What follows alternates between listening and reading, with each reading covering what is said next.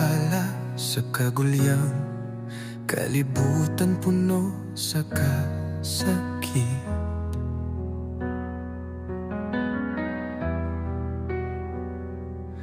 Apa ng pulong nagapahinumdum, si Kristo ang kalinaw kusog. Dilitang mapulan sa pagbuhat ug maayo, kaysa hustong panahon kita mag-aani. Padayon lang bisan sakit,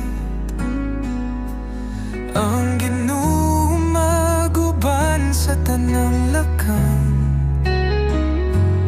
Ayaw kahadlok, ayaw kaluya, kay siya ang imong kusog, imong kuskanan. Padayon lang hangtod sa katapusan.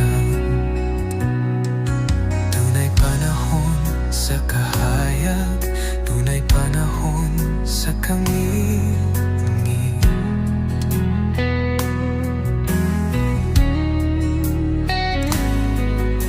Apan ang tinuod nga pagtuo, nagapadayon bisan sa luha.